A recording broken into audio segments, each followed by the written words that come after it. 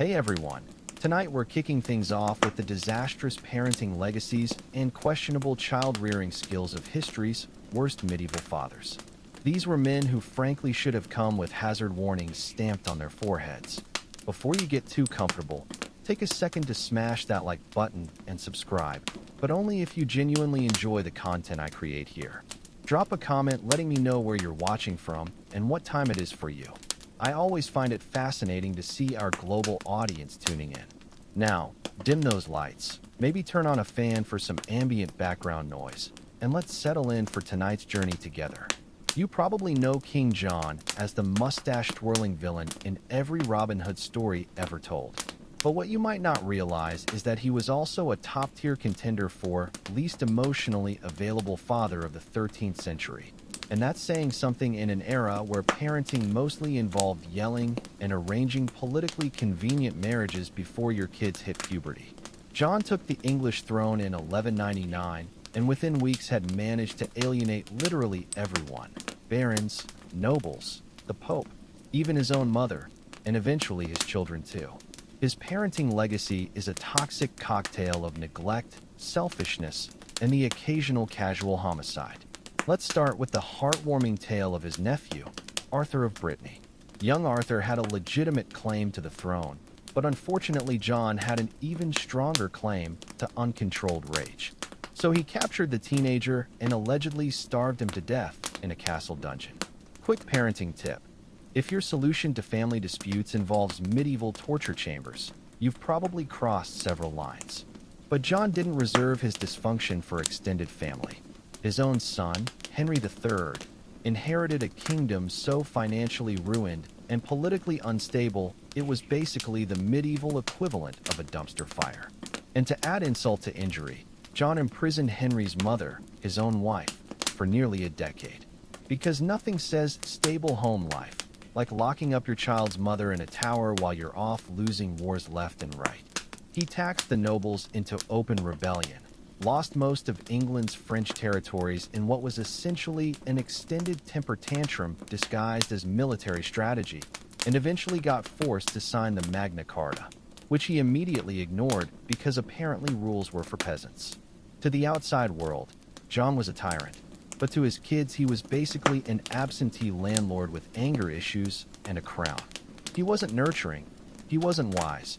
At best, he was the medieval equivalent of a dad who misses your birthday because he's off losing Normandy again. When we say worst dad in medieval history, John sets the gold standard. He didn't just fail at fatherhood, he weaponized it. Ivan the Terrible wasn't just bad at parenting. He set the bar so low it tunneled straight through the foundations of Russian history. Ruling as the first Tsar of all Russia in the 16th century, Ivan started his reign with promise, reforms, and decent PR.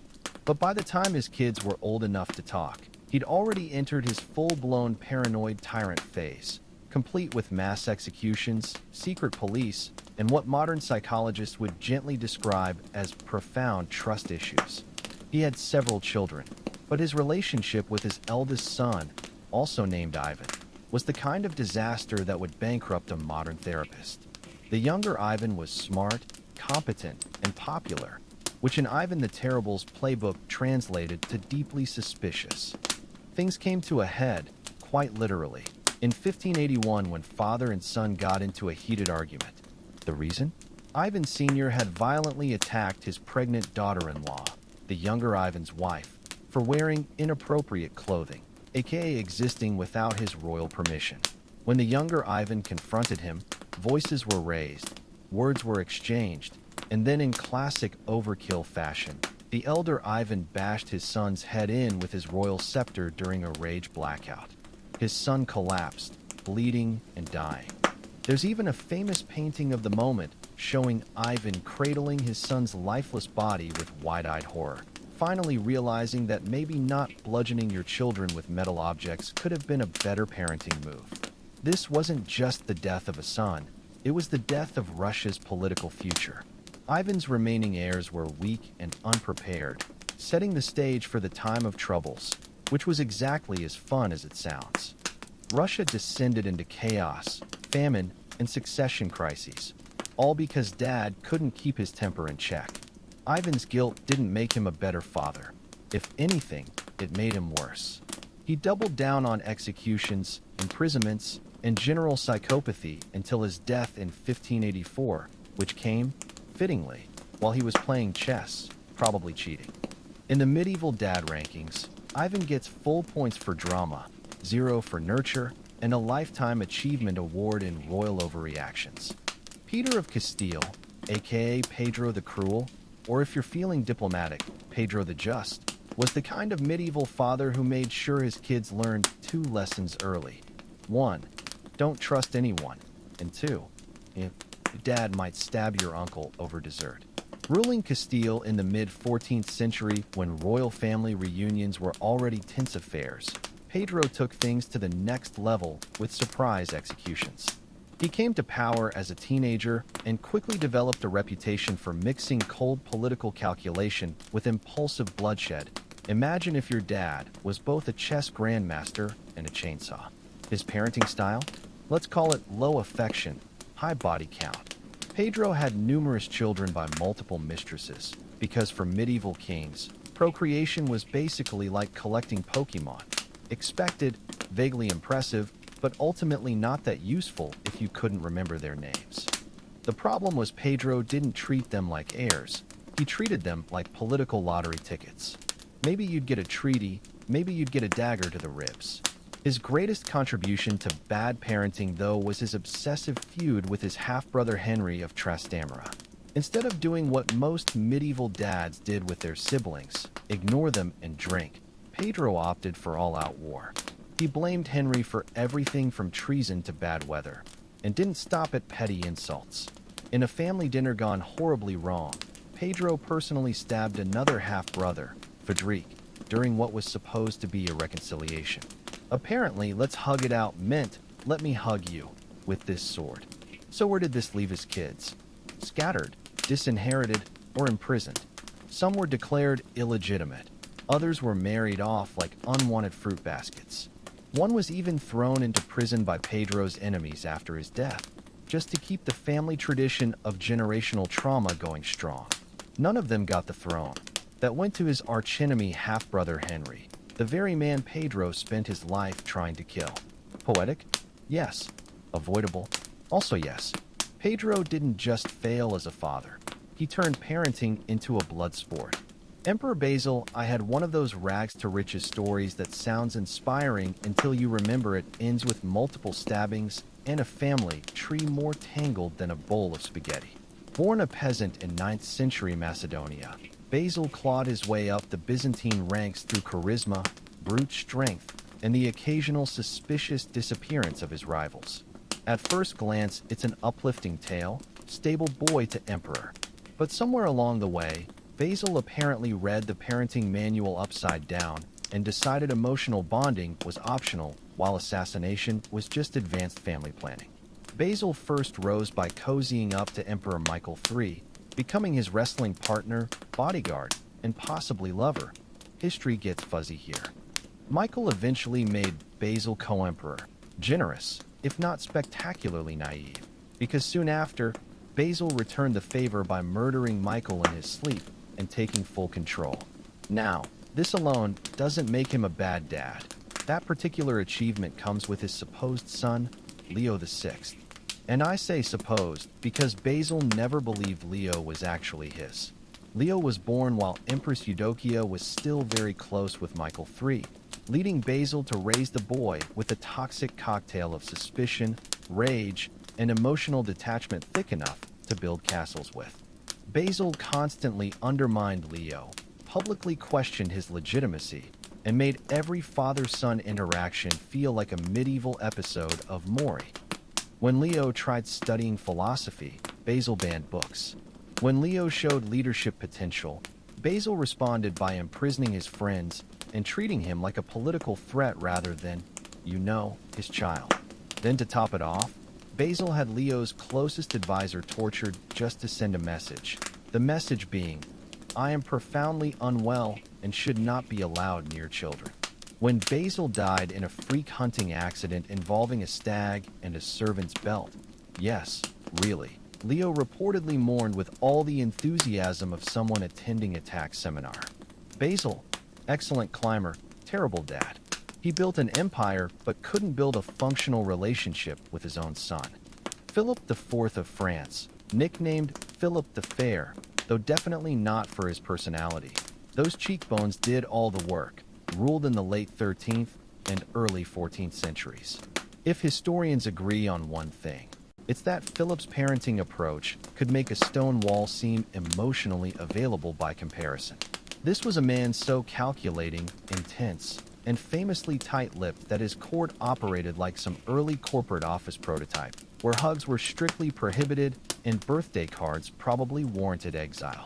He had 4 children, 3 sons and a daughter, and while he technically provided them with crowns, castles, and tutors, affection was scarcer than honest politicians.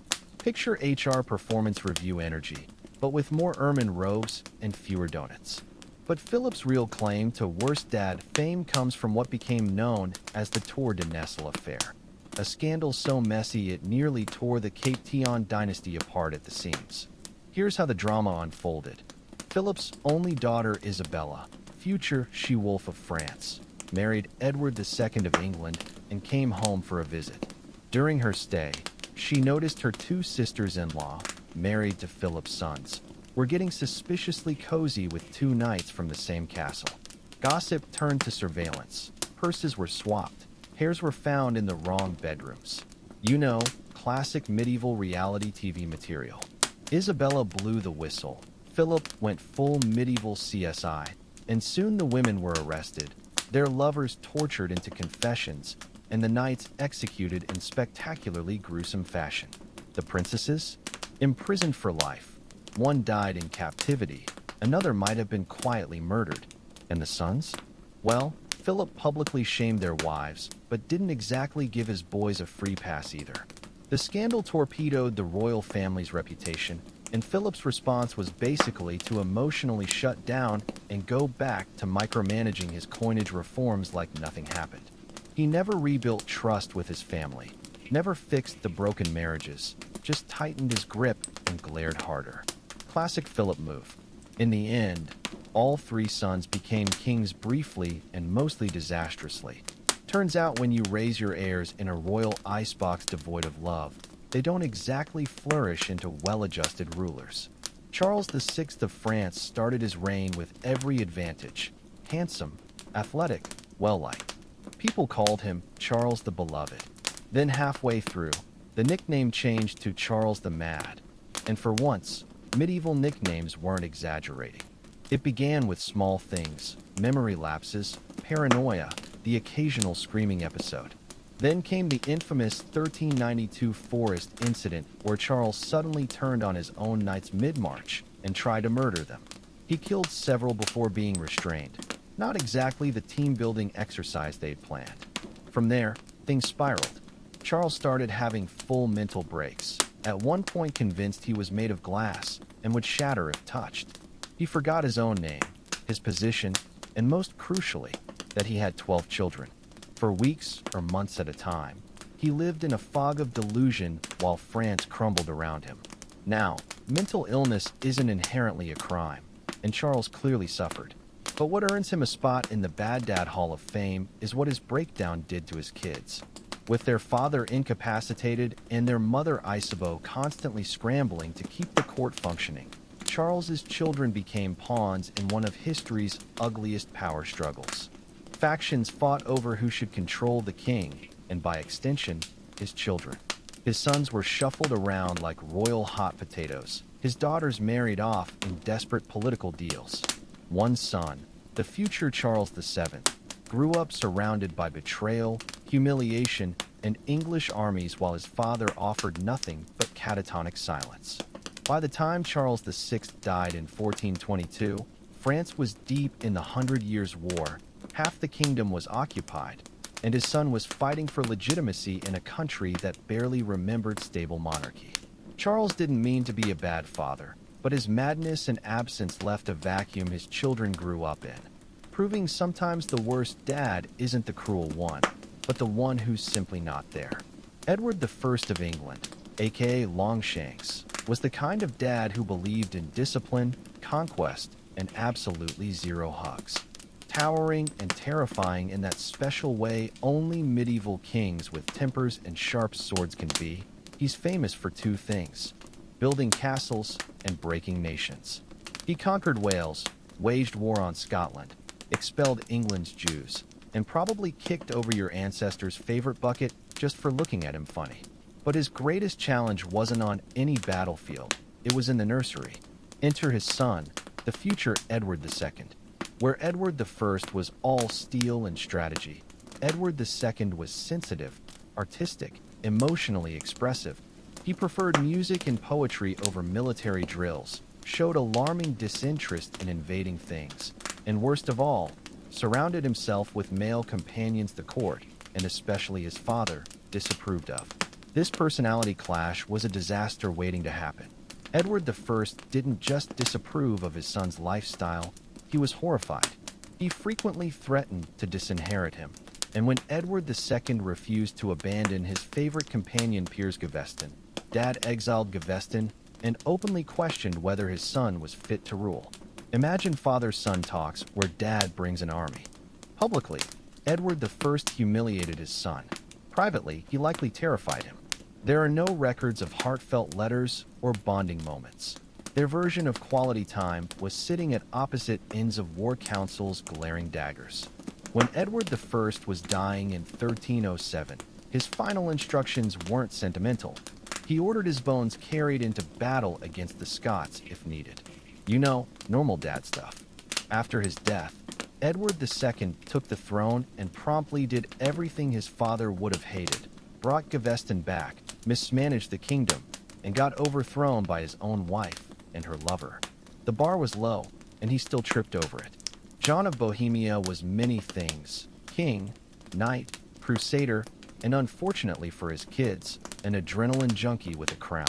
Born in the early 14th century, John was that medieval dad who thought parenting meant leaving your kids a fancy title and several active war zones. He became king of Bohemia in 1310, married into power, and had multiple children, including his most famous son Charles IV, future Holy Roman Emperor. That Charles turned out functional is miraculous, because growing up under John was like being raised by a particularly aggressive game of Risk. John spent most of his life not in Bohemia. In fact, he barely bothered with it at all. He preferred gallivanting across Europe on various military campaigns, sometimes for honor, sometimes for politics, occasionally just because it was Tuesday. He pawned off governing duties and child-rearing on others, leaving young Charles to be raised by strangers while he jousted through France, Italy, and the Low Countries. As a father? Distant. As a role model? Maybe don't. But nothing sums up John's parenting legacy like his grand finale at the 1346 Battle of Crécy, by then completely blind, not metaphorically, actually blind. Most would retire. John saw this as the perfect chance to charge into battle on horseback tied between two knights for one last blaze of glory. He died spectacularly, obviously, but not before becoming a chivalric legend and leaving his teenage son to inherit a war-torn throne with zero preparation, no guidance, and a legacy that included blind cavalry charges. John's parenting philosophy: make bold moves, ignore your kids, and die in a way that guarantees you'll be quoted by poets but cursed by your heirs. Charles IV would later become one of Europe's most effective rulers, which is even more impressive when you realize he had to unlearn everything his father never taught him. William the Conqueror is best known for winning the Battle of Hastings in 1066 and turning England into his personal fixer-upper project. But while busy rewriting British history, he also authored one of medieval parenting's more dysfunctional chapters. Born illegitimate, son of a duke and a woman politely described as not his wife, William rose through war, intimidation, and a deeply repressed capacity for affection. He didn't hug, he conquered. He had at least 9 children with wife Matilda, including 4 sons who all wanted to be king. Problem was, William only had one throne and an inability to communicate without shouting. His heir Robert Curthose, a nickname roughly translating to Shorty Pants, not how you want to be remembered, was the eldest and expected to inherit Normandy. But William had reservations, possibly because Robert was impulsive, arrogant, and once started a street brawl with his brothers, classic sibling bonding. When Robert demanded more power, William said no. Robert rebelled. William besieged the castle his son was hiding in. Yes, he literally besieged his own child. Medieval version of grounding your kid with trebuchets. During one battle, Robert even unhorsed and wounded his father before realizing who it was. William's reaction? Absolute fury. Not about the injury, but the embarrassment of being knocked off his horse by his own son. He eventually forgave Robert, but never trusted him again, dividing his lands awkwardly. Normandy to Robert, England to second son William Rufus, and everyone else got lands and emotional scars. This division sparked decades of civil war, brother-on-brother fighting, and at least one royal murder mystery. William couldn't manage his sons or teach them to rule without swords, leaving a legacy of chaos that outlived him. In short, William built a kingdom but forgot to build a functional family. His children inherited crowns, castles, and the unresolved rage of a dad who parented like he was still on a battlefield. Charles the Bold, Duke of Burgundy, spent his life trying to live up to his name, and bold doesn't exactly encourage subtle parenting. Born in 1433, he inherited wealthy Burgundy from Father Philip the Good, who was, as his name suggests, fairly competent. Charles had one daughter, Mary of Burgundy, and his parenting approach fell somewhere between chess master and medieval helicopter parent. With no sons, he poured all dynastic hopes into Mary like she was a medieval spreadsheet with legs. Instead of preparing her to rule, he focused on expanding Burgundy by picking fights with France, the Swiss, and the Holy Roman Empire. If they had a border, he wanted to push past it. He believed he could carve out a new kingdom for himself with Mary waiting politely to inherit it. Spoiler, this plan went up in flames. Charles was bold but reckless, fighting unnecessary battles, insulting allies, underestimating enemies. His final years were constant war, ending in the 1477 Battle of Nancy disaster where he charged into the Swiss army and was killed. His body was found days later frozen in snow, half-eaten by wolves. Historians agree. Never a great parenting resume postscript. The real tragedy? Mary, just 19, was left to clean up his mess with no preparation, no solid alliances, and every European power circling like vultures. She was forced to marry into the Habsburgs to survive, a move that changed European history and made Burgundy a battlefield for centuries.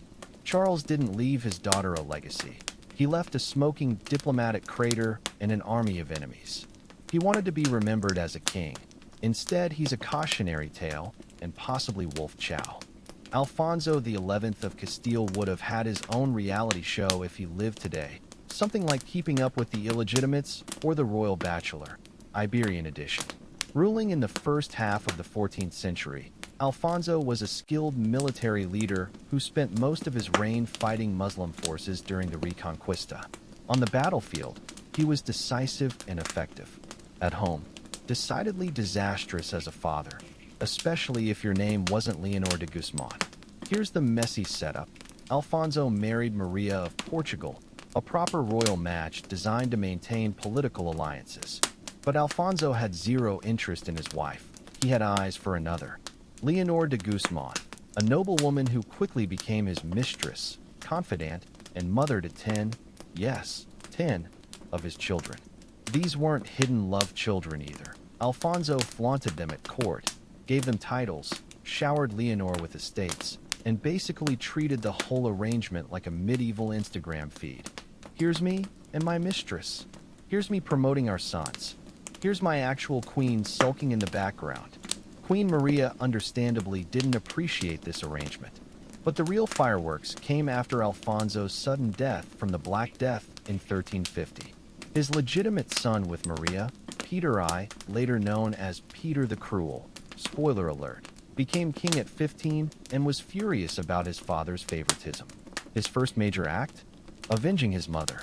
Peter had Leonor arrested and executed, not politely, not discreetly, but brutally and publicly. The civil war between Peter's supporters and his half-brothers, Leonor's sons, raged for years, all because Dad couldn't keep family and statecraft in separate bedrooms. Alfonso wasn't abusive or absent. He was excessively present in all the wrong places. Strong king? Yes. Good father? Full points for reproduction, 0 for judgment, and a lifetime subscription to medieval family drama. Richard the Lionheart is one of those kings who got way more press than parenting time. Crowned King of England in 1189, he became legendary for his role in the Third Crusade. All muscles, swordplay, and dramatic horseback poses.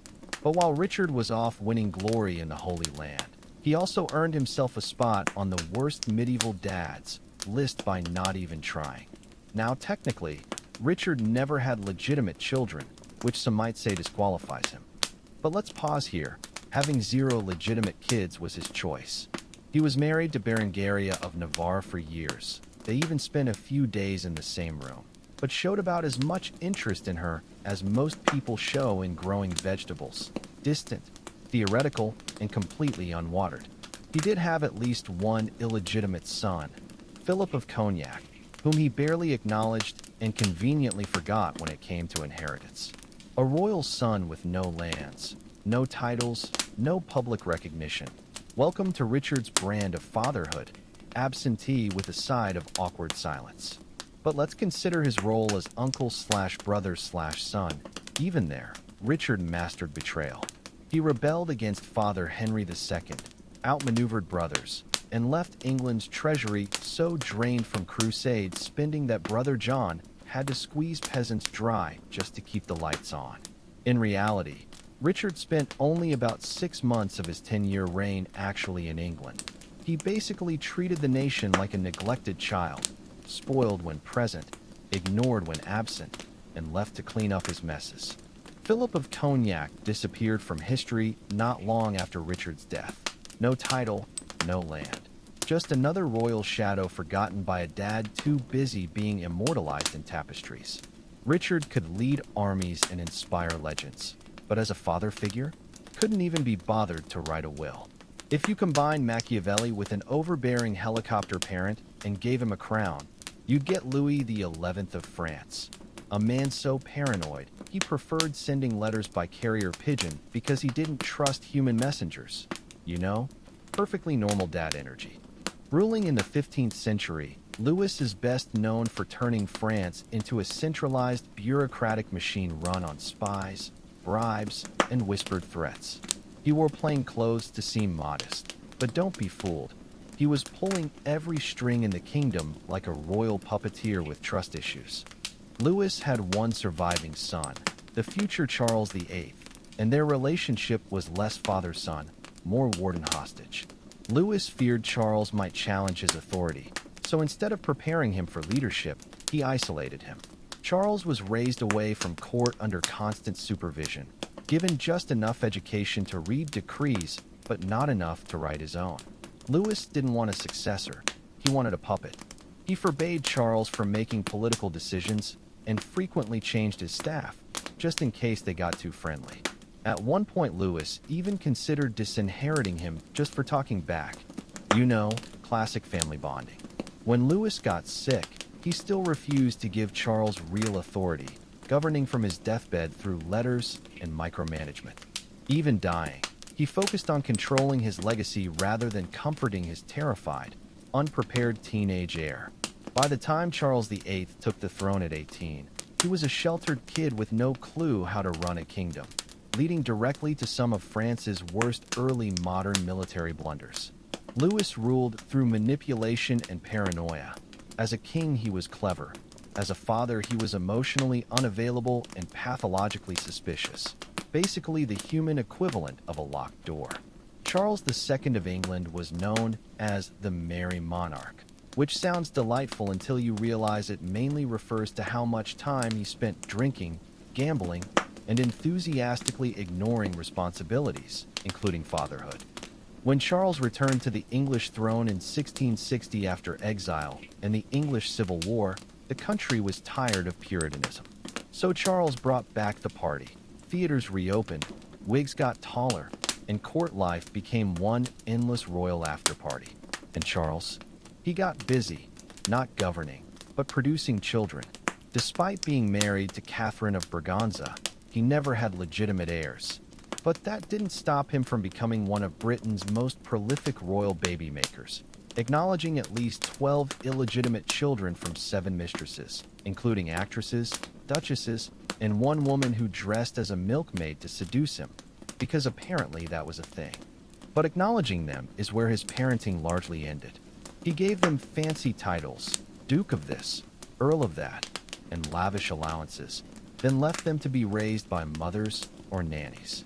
Charles treated fatherhood like a real estate portfolio. Diversify, give them fancy names, check in annually if they didn't cause scandals. He famously joked, "I am the father of my people," and many more.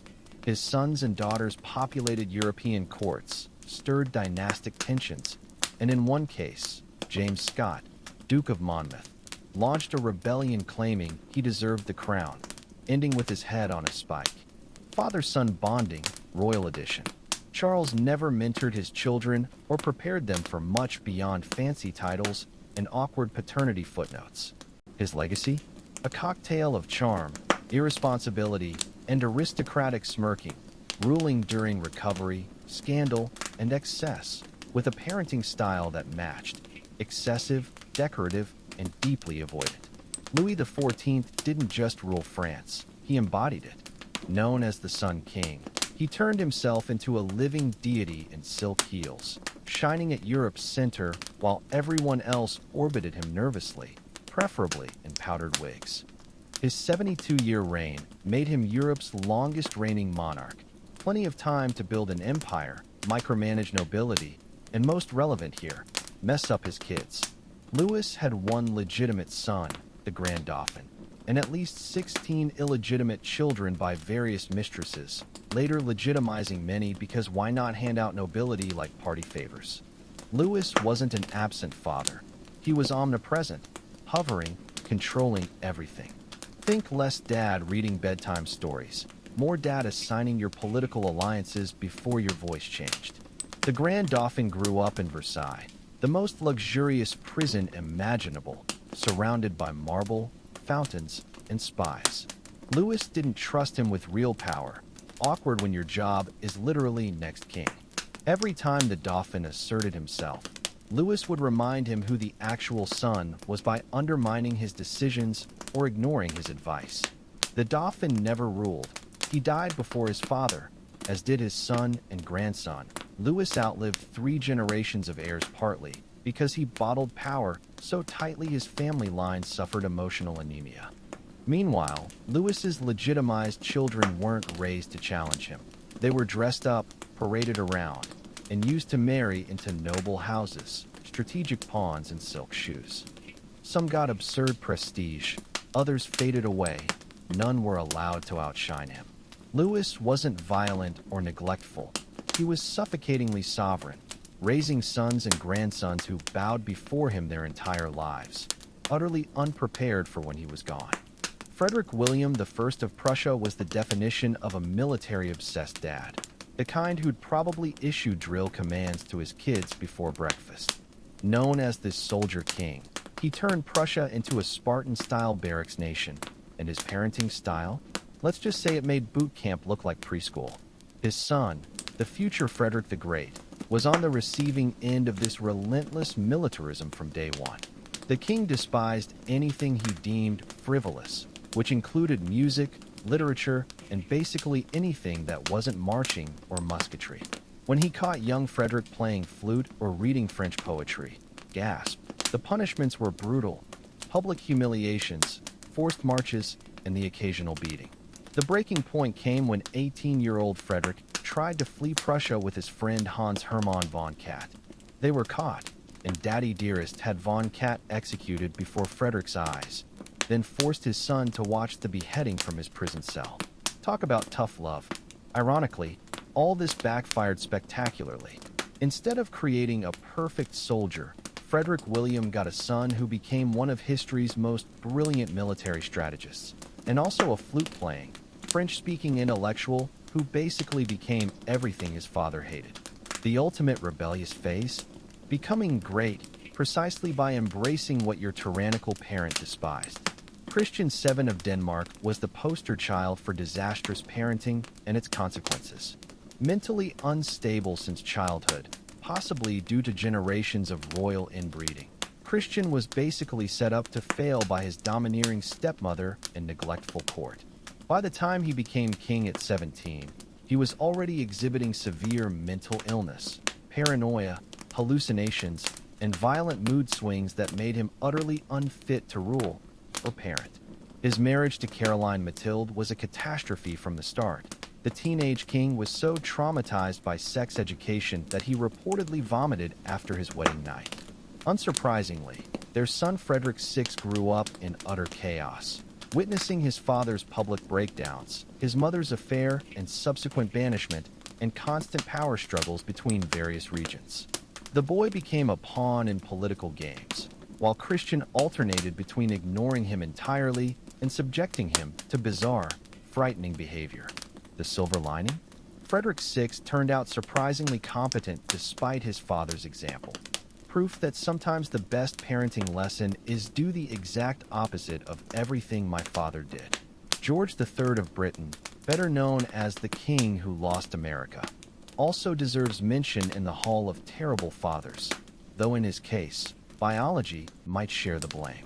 His infamous madness, now believed to be porphyria, transformed him from a reasonably decent parent into a terrifying figure who would scream for hours, speak nonsense, and on one memorable occasion, tried to shake hands with an oak tree, believing it was the King of Prussia. His 15 children grew up witnessing these humiliating episodes, all while being subjected to the Queen's oppressive control. The royal nursery was essentially a gilded cage with strict routines, minimal affection, and constant surveillance. No wonder his sons rebelled by racking up debts, engaging in scandalous affairs, and basically doing everything their strict parents forbade. The Prince Regent, future George IV, became a byword for decadent excess, the ultimate middle finger to his father's attempted discipline. Peter the Great of Russia was a giant in every sense, literally and historically, but as a father, more like an emotionally stunted bully. His son Alexei grew up terrified of the mercurial czar, who alternated between neglect and violent outbursts. Peter wanted a mini-me, a westernizing reformer who'd continue his legacy. What he got was a bookish, conservative boy who preferred church services to shipbuilding. The clash came to a head when Alexei fled Russia to escape his father's abuse. Lured back with false promises of forgiveness, he was tortured into naming co-conspirators, basically anyone who'd shown him kindness, then sentenced to death. Officially, Alexei died suddenly in prison. Unofficially, he was probably quietly executed on Peter's orders. The lesson? Cross the Tsar, even as his heir, and you might just find yourself on the wrong end of a secret execution. Henry VIII of England deserves special mention, the man who redefined bad fatherhood on a spectacular scale. His treatment of his 3 children reads like a masterclass in how to emotionally scar your offspring. First, there was Mary, declared illegitimate after he divorced her mother Catherine, forced to serve as her half-sister's maid, and traumatized by her mother's death in exile.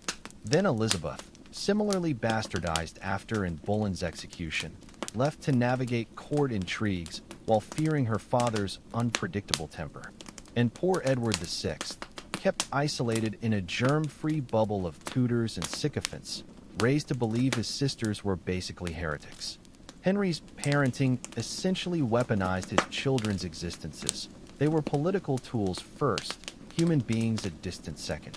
The miracle isn't that all 3 became monarchs, Mary I, Elizabeth I, Edward VI. It's that any of them functioned at all after such childhoods. Though to be fair, Elizabeth clearly learned one lesson from Dad: how to hold a grudge and never marry. Ferdinand II of Aragon and Isabella I of Castile, the famous Catholic monarchs, might have been powerhouses on the world stage, but their parenting left much to be desired. Their youngest daughter, Catherine of Aragon, future wife of Henry VIII, was essentially shipped off to England as a child bride in training, left to navigate foreign court politics while her parents focused on conquering Granada. Their son John died young, possibly from overexertion trying to meet impossible parental expectations. But the real tragedy was their daughter Juana, later known as Juana la Loca, Joan the Mad. Whether she was actually mentally ill or just inconveniently emotional depends on which historian you ask, but her parents' handling of the situation didn't help. First, they married her off to Philip the Handsome, a notorious womanizer, then seemed surprised when the marriage turned toxic. After Philip's early death, Ferdinand had his daughter declared incompetent and locked away for decades, not exactly winning parenting points. The takeaway? Even history's most successful monarchs could be absolute train wrecks at parenting, proving that running an empire and raising functional humans require entirely different skill sets. The Romanov dynasty's parenting fails reached their tragic climax with Nicholas II, Russia's last Tsar. On paper, Nicholas wanted to be a devoted family man. In reality, he was a disastrously weak father who let his children become prisoners of their own privilege. His son Alexei's hemophilia turned the boy into a coddled invalid, while his four daughters lived in bizarre isolation, kept strangely childish even in their 20s. The entire family became increasingly dependent on the toxic influence of Rasputin, whose healing sessions with Alexei blurred all appropriate boundaries. Nicholas essentially outsourced parenting to this mystical charlatan, too weak-willed to protect his own children from the man's disturbing control. The final tragedy? Those poor Romanov children paid the ultimate price for their parents' failures in that Ekaterinburg basement. Moving eastward, Emperor Qianlong of China's Qing dynasty presents a fascinating case of parental hypocrisy. This 18th century ruler wrote thousands of poems about Confucian family values, while simultaneously keeping his own sons in gilded cages. Terrified of potential rivals, he micromanaged their education to the point of paralysis. One heir apparent literally died from stress-induced illness after years of his father's constant criticism. Qianlong's solution? Secretly choose a successor but keep it hidden for decades, leaving all his sons trapped in anxious competition. The message was clear: even filial piety bows before political paranoia. The Habsburgs could teach masterclasses in dysfunctional parenting, but Charles V takes the prize for most emotionally stunted. This 16th century Holy Roman Emperor ruled the largest European empire since Charlemagne, yet couldn't manage basic father-son communication. He shipped his illegitimate son, Don John of Austria, off to be raised by strangers, then years later abruptly summoned the confused teenager to court, not for bonding, but because he needed a military commander. Their relationship remained painfully transactional until Charles's death. Meanwhile, his legitimate son Philip II inherited not just Spain's empire, but also his father's inability to express affection, creating another generation of emotionally frozen Habsburg rulers. Over in the Ottoman Empire, Suleiman the Magnificent's parenting legacy was, well, less than magnificent. His relationship with son Mustafa ended with the young man being strangled by royal guards while Suleiman listened from behind a curtain, because nothing says fatherly love like passive-aggressively sanctioning your child's murder. This cheerful family tradition continued with Suleiman's other sons battling for supremacy until only one remained, the alcoholic Selim II, who proved so disastrous he earned the nickname Selim the Sot. Clearly, survival skills weren't passed down in this dynasty. James VI of Scotland, later James I of England, redefined parental neglect in creative ways. This intellectual king wrote extensively about political theory while completely failing to prepare his son Henry VIII for rule. When the promising young prince died suddenly at 18, James seemed almost relieved. He'd always preferred his younger, less threatening son Charles, the future Charles I who lost his head. James's parenting philosophy, basically the royal version of "here's an Xbox, leave me alone." Unsurprisingly, Charles grew up emotionally stunted and politically tone-deaf, proving that ignoring your kids might work until they accidentally start civil wars.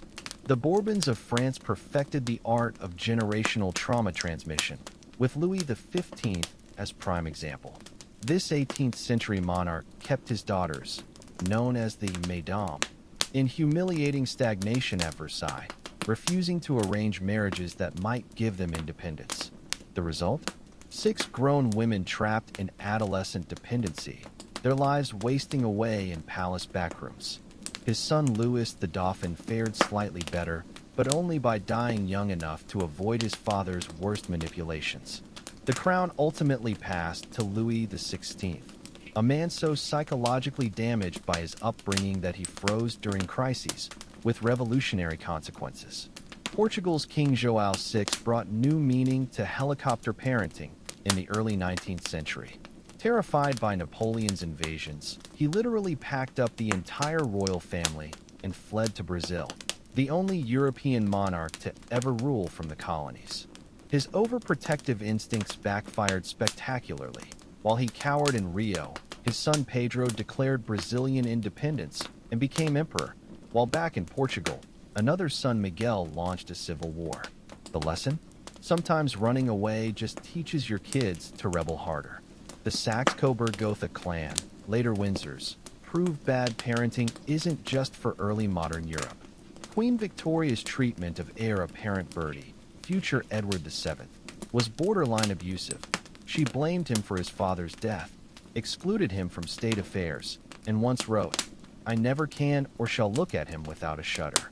Unsurprisingly, Bertie rebelled by becoming history's most dedicated playboy prince, his scandalous affairs a giant middle finger to Mom's oppressive disapproval. Victoria's parenting strategy?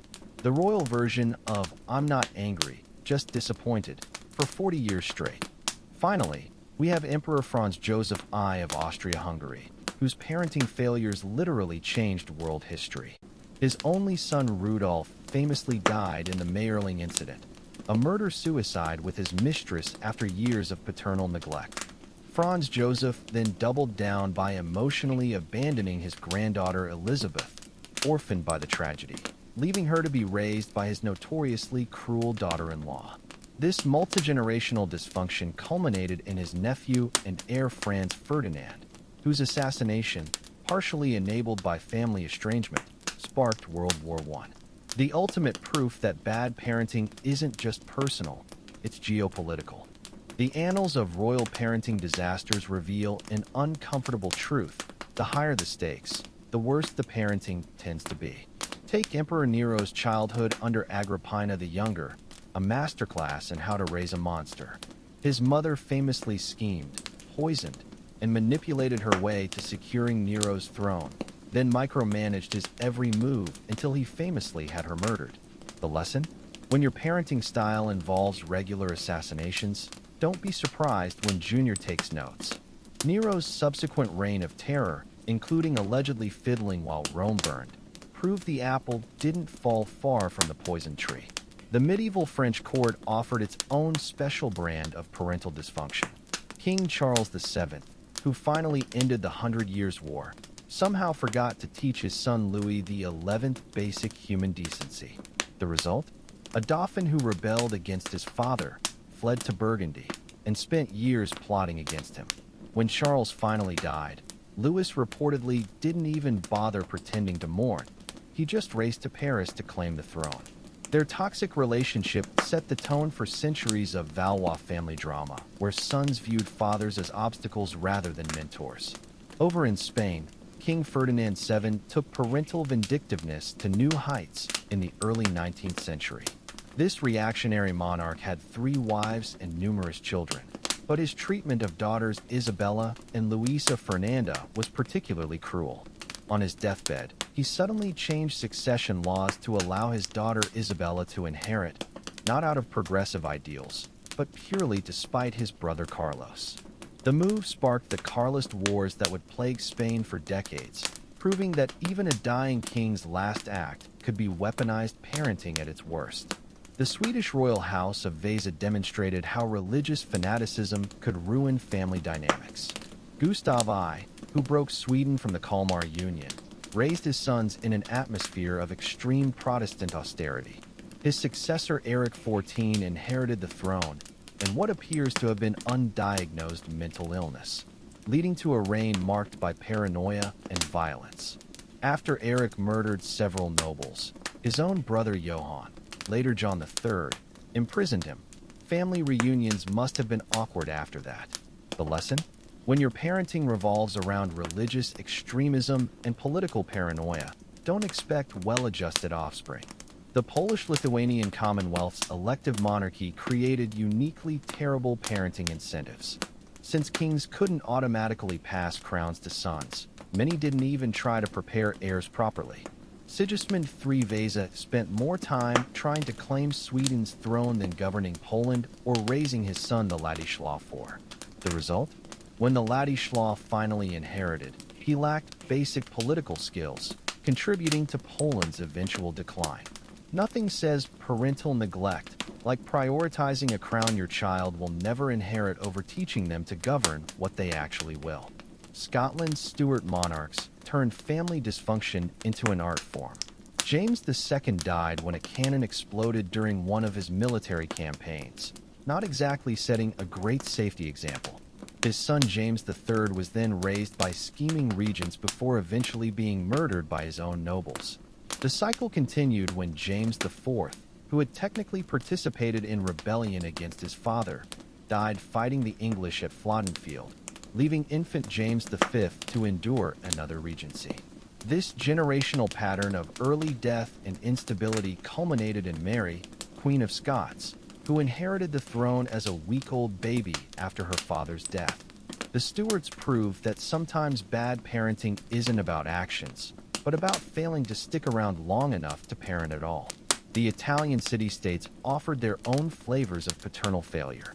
In Renaissance Florence, Cosimo de' Medici, the elder, built a banking empire and political dynasty, but his son Piero inherited little of his skill, earning the unfortunate nickname Piero the Gouty for both his illness and ineffective rule. The Medici family solution? Doubled down on control. Lorenzo the Magnificent essentially kept his sons prisoners in the Palazzo Medici, micromanaging their education to the point of rebellion. Their descendant Cosimo I later took this to extremes, having his son Garzia killed for allegedly murdering another brother. When your family motto might as well be, trust no one, especially relatives, you've got parenting problems. The Byzantine Empire's Komnenos dynasty specialized in toxic sibling rivalries fueled by parental favoritism. Emperor Alexios I Komnenos' preferential treatment of daughter Anna over son John created resentments that poisoned the court for years. When John finally inherited, he immediately exiled his sister, proving that in imperial families, sibling rivalry isn't about toys but thrones. Their father's legacy? A dynasty where brothers and sisters viewed each other as threats rather than family. Not exactly the healthiest environment for child rearing. Even the mighty Mongols weren't immune to parenting fails. Genghis Khan might have built history's largest contiguous empire, but his family management skills were questionable. He followed the Mongol tradition of distributing territories among sons, essentially guaranteeing future conflicts. Sure enough, after his death, the empire fragmented as brothers and cousins fought over scraps. The lesson? When your parenting strategy is here's an army and some land, don't kill each other. Wink. Don't expect lasting family harmony. Modern Middle Eastern monarchies continue these traditions in updated forms.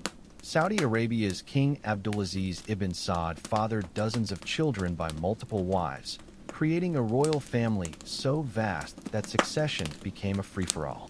His sons learned that power went not to the most competent, but to those who outmaneuvered brothers in endless palace intrigues. The result?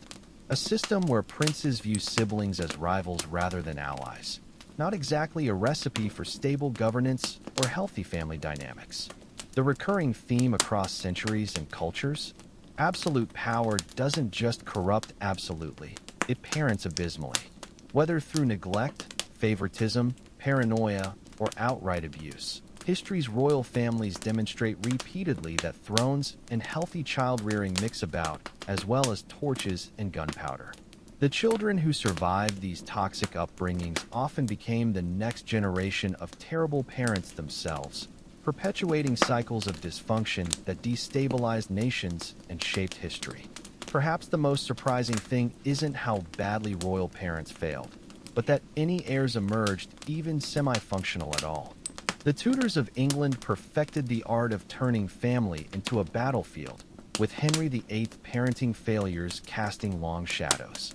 His daughter Mary, the first childhood trauma, being declared illegitimate, forced to beg for basic necessities, and separated from her dying mother, forged a ruler whose infamous Bloody Mary persecution stemmed directly from paternal abandonment.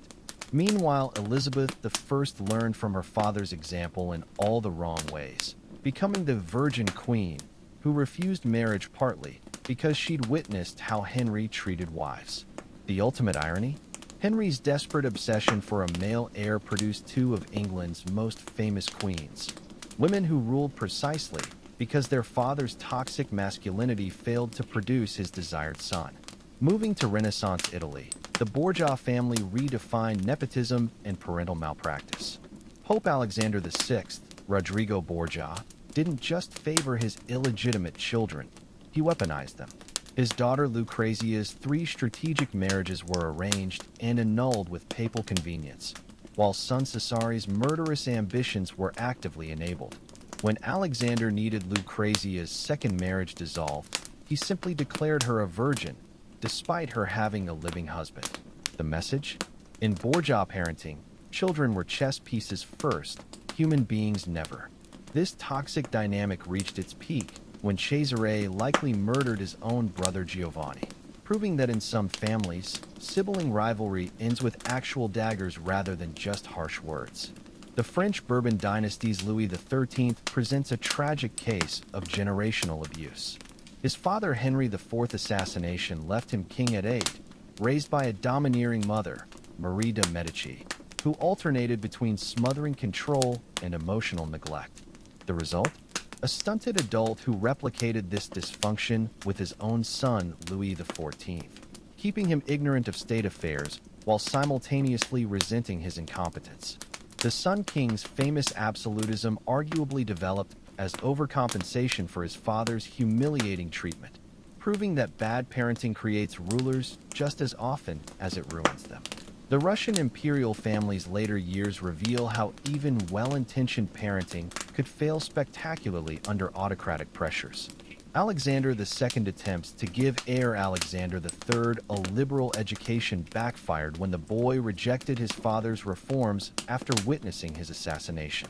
Nicholas II then took this reactionary legacy to new extremes, sheltering hemophiliac son Alexei to the point of paralysis while letting Rasputin's influence undermine imperial authority. Their final family photo in Siberian captivity captures the ultimate consequence: rulers so damaged by generational trauma they couldn't save themselves, let alone an empire. The German Hohenzollerns demonstrated how military obsession could warp parenting across generations. Frederick William I's brutal treatment of future Frederick the Great, including forcing him to watch his friend's execution, created Europe's most brilliant soldier king, but one emotionally incapable of continuing the dynasty. His solution? Adopting his nephew as heir, beginning a pattern where each childless Frederick passed the crown sideways rather than down, until Wilhelm II's disastrous reign proved the system's fragility. The lesson? When you prioritize creating soldiers over sons, you might win battles, but lose the dynastic war. The Spanish Habsburgs took parental negligence to genetic extremes through generations of royal inbreeding. Charles II, the tragically deformed, bewitched king, was essentially the living culmination of 200 years of uncle-niece marriages. His inability to produce an heir wasn't just personal failure, but the inevitable result of ancestors who valued pure bloodlines over basic reproductive science. The dynasty's final portrait? A king so physically and mentally disabled he couldn't chew his own food, let alone govern. The ultimate testament to how bad parenting decisions compound across centuries. The British Hanoverians turned parental estrangement into high art. George I famously locked his wife in a castle for adultery while bringing mistresses to court, modeling marital toxicity his descendants would emulate for generations. George II hated his father so intensely he positioned his throne to block the old king's portrait from view. George III's mental illness left his dozen children emotionally starved, creating the dissolute prince regent whose excesses embarrassed the nation. The pattern only broke when Victoria, raised in isolated Kensington under the Kensington system of control, rebelled by becoming the matriarchal antithesis of her predecessors. Japan's Tokugawa shoguns demonstrated how political stability could mask parenting failures. Ieyasu's calculated hostage system for daimyo families became institutionalized to the point where shoguns routinely raised heirs in isolation from real governance. When Commodore Perry's Black Ships arrived in 1853, the shock revealed how centuries of sheltered upbringing had produced leaders utterly unprepared for crisis. The last shogun, Tokugawa Yoshinobu, abdicated after barely a year, proof that even history's most successful dynasties crumble when children are raised as symbols rather than statesmen. The modern Saudi royal family continues this ignoble tradition on industrial scale. With thousands of princes competing for influence, parenting has essentially become a numbers game. The more sons you produce, the better your faction's chances. King Salman's controversial appointment of son Mohammed bin Salman as crown prince over older relatives demonstrates how even absolute monarchies struggle with succession planning. The result? A generational divide where tech-savvy young princes wield smartphones alongside traditional swords, but still inherit their ancestors' inability to share power gracefully. From Tudor England to modern Riyadh, the pattern holds. Ruling families confuse dynasty building with parenting, producing heirs who inherit thrones but lack emotional tools to wield them wisely. The greatest tragedy isn't individual failures, but how these dysfunctional patterns replicate across centuries. Each generation's parenting mistakes becoming the next generation's trauma. Whether through neglect, control, or toxic favoritism, history's royal families prove repeatedly that no amount of wealth or power compensates for bad parenting. It just makes the consequences more spectacular. The Mughal Empire's parenting legacy reads like a Shakespearean tragedy with extra elephants and gem-encrusted daggers. Emperor Akbar, despite his reputation as a wise ruler, failed spectacularly with his son Jahangir, a prince who developed alcoholism and rebellion under his father's overwhelming shadow. When Jahangir finally seized power, he spent more time stoned on opium than governing, while his own son Shah Jahan watched and learned, eventually imprisoning his father to accelerate his inheritance. Shah Jahan then repeated the cycle by pitting sons against each other, leading to Aurangzeb executing his brothers to claim the throne. The lesson? Even history's most enlightened rulers couldn't escape the Mughal curse. Raise your heir in your image, and they'll either break trying to match it, or break you instead. The Austrian Habsburgs turned sibling rivalry into an art form. Maria Theresa, the 18th century empress who birthed 16 children, famously declared, "I no longer know my children," after packing them off to strategic marriages across Europe. Her favorite, Marie Antoinette, was shipped to Versailles at 14 with zero preparation for French court politics, a setup for disaster that culminated on the guillotine. Meanwhile, Maria Theresa's son Joseph II inherited her reformist zeal, but none of her political tact, alienating nobles and peasants alike with his heavy-handed decrees. The empress's parenting philosophy: sacrifice the few for the dynasty, a mantra that worked splendidly for expanding territory, but left her children emotionally stranded in foreign courts. The French Orleans branch of royalty specialized in producing black sheep. King Louis Philippe, the citizen king of 1830s France, tried raising his children as bourgeois liberals, only to see his sons embrace decadence and his politically naive daughter Louise become Belgium's most hated queen. His heir Ferdinand Philippe, groomed as the perfect modern prince, died in a carriage accident at 31, leaving the throne to his unprepared brother, who promptly got overthrown in 1848. The Orleans family curse, trying too hard to be relatable, producing princes who could discuss constitutional theory at dinner but couldn't recognize a revolution brewing outside their palace gates. The Ptolemaic dynasty of Egypt took, keeping it in the family, to grotesque extremes. Cleopatra VII, history's most famous queen, wasn't just married to her brothers Ptolemy XIII and XIV. She had one murdered and likely poisoned the other. Her father Ptolemy XII set the tone by drowning in debt to Roman creditors while letting Alexandria burn during his exile. The Ptolemy's parenting manual basically read: 1. Marry your sibling. 2. Betray them before they betray you. 3. Repeat. By the time Cleopatra faced Octavian, she'd internalized this survivalist cruelty, choosing suicide over watching her children become Roman trophies. The takeaway? When your family tree is a reef, don't expect healthy emotional development. The Swedish Bernadottes proved even new dynasties quickly inherit old dysfunctions. Founder Jean-Baptiste Bernadotte, a Napoleonic marshal turned king, disinherited his only son Oscar for showing weakness, i.e., liking literature and peace. Oscar I's subsequent reign was paralyzed by his father's disapproval, while his son Carl XV compensated by swinging between authoritarianism and hedonism. The pattern? Each Bernadotte monarch spent their life rebelling against their father's expectations, only to impose those same impossible standards on their own heir. Modern Sweden's relaxed monarchy exists despite its founders, not because of them. The Korean Joseon dynasty's crown princes endured a special kind of hell. King Yeongjo, an 18th century reformer, was so obsessed with his heir's perfection that he subjected Crown Prince Sado to daily interrogations, then flew into rages when the boy inevitably stumbled. Sado, denied affection and drowning in pressure, eventually snapped, murdering palace staff and raping court ladies. His father's solution? Ordering Sado to climb into a rice chest and starve to death over 7 days. The tragedy became Korea's most infamous royal scandal, a chilling reminder that tiger parenting, when combined with absolute power, doesn't create excellence. It creates corpses.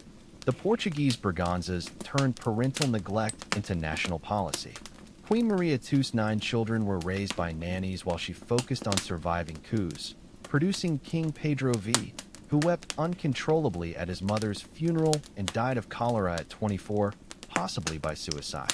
His brother Luis I retreated into oceanography to escape governance, while his son Carlos I coped by turning Lisbon's palace into a decadent art studio, until anarchists shot him dead in 1908. The Braganza motto might as well have been, "We don't raise kings, we just bury them."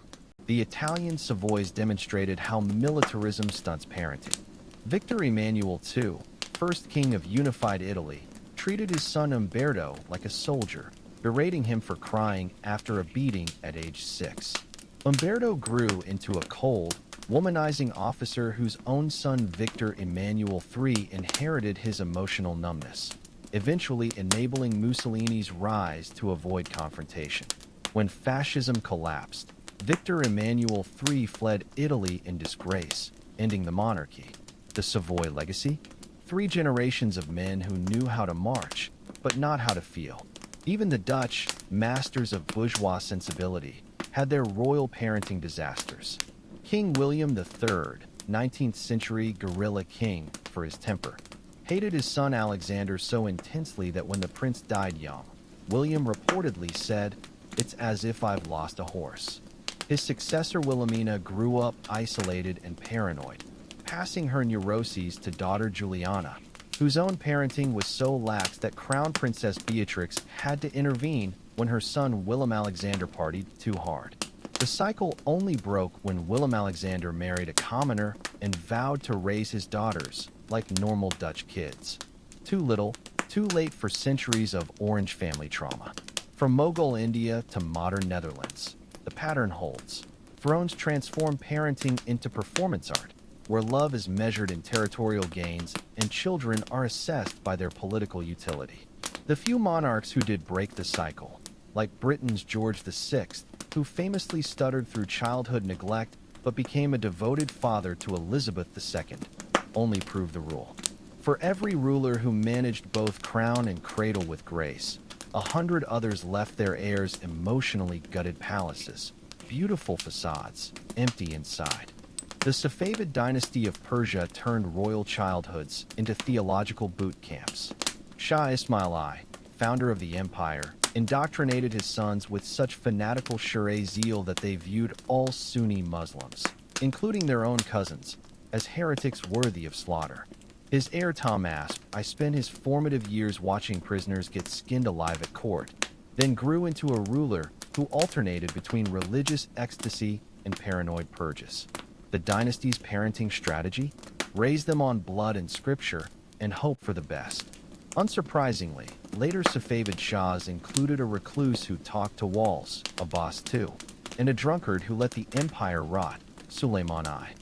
The Polish Jagiellon dynasty suffered from chronic paternal absenteeism. King Casimir IV spent decades campaigning against the Teutonic Knights, while his sons grew up feral in Krakow's corridors. When eldest son Vladislaus became king of Bohemia, he proved so incompetent that his subjects nicknamed him Vladislaus the Unready, a title that should have gone to his father. Meanwhile, younger son Sigismund I inherited Poland, but spent his reign cleaning up his brother's messes across Europe. The Jagiellon legacy? Proof that quality time can't be outsourced to military campaigns. The Ethiopian Solomonic dynasty's parenting revolved around mountaintop prisons. For centuries, Ethiopian emperors followed the tradition of locking all male relatives, brothers, cousins, sons, in the Amba, a fortress so remote that escape was impossible. When a ruler died, nobles would race to the Amba to crown whichever prisoner hadn't gone insane from isolation. Some Amba graduates, like Ieyasu the Great, ruled brilliantly. Others, like Tewodros II, developed such paranoia they started executing priests. The system's logic? Better a traumatized king than a dead dynasty. Brutal? Yes. Effective? For 700 years.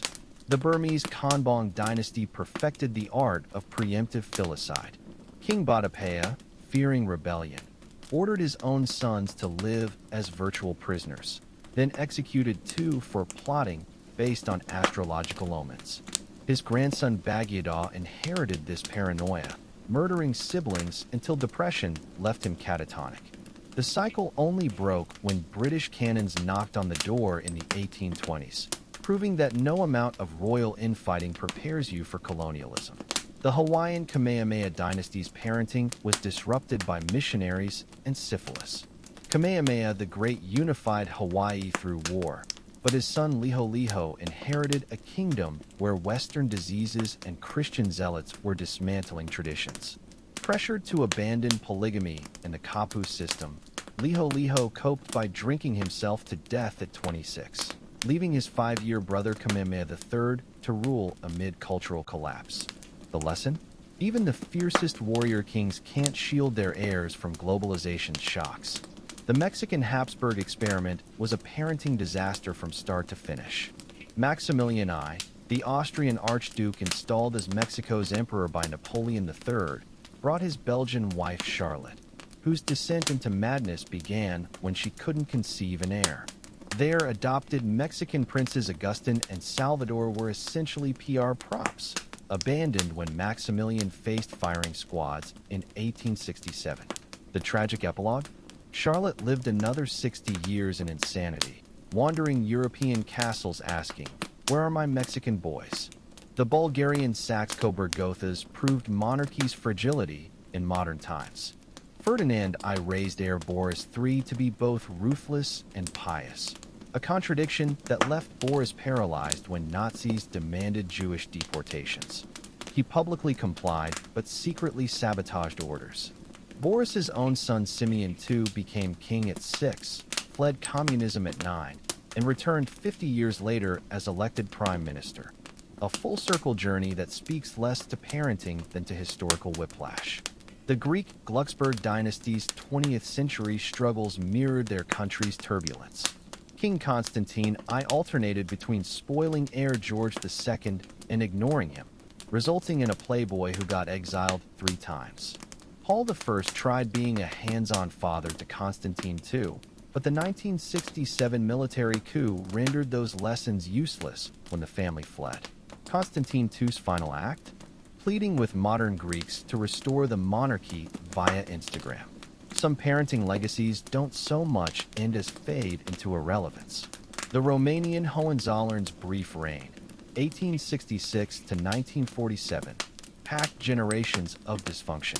Caroline's only daughter died in infancy, so he adopted nephew Ferdinand, who then resented his son Carol II for being too westernized.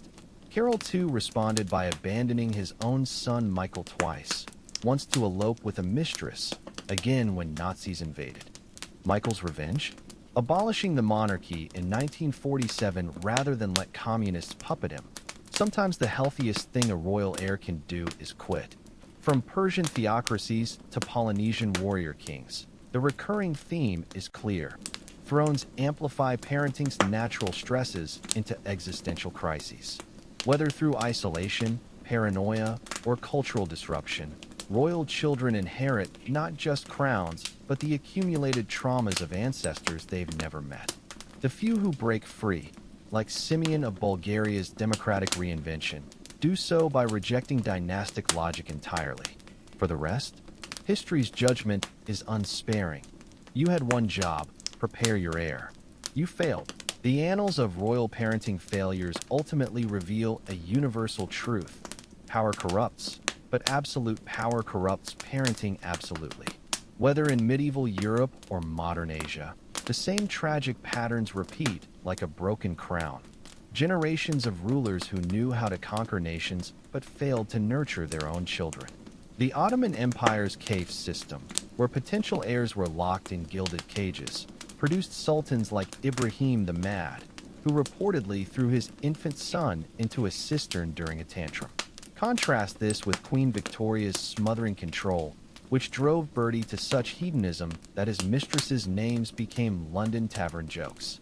Opposite methods, same result: emotionally crippled heirs.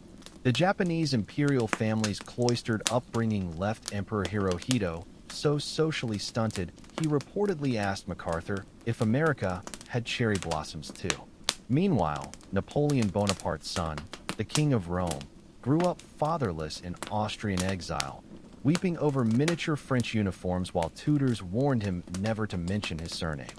Both cases prove, whether you isolate heirs or erase their identity, the outcome is rulers unfit for reality. Even corporate dynasties repeat these errors.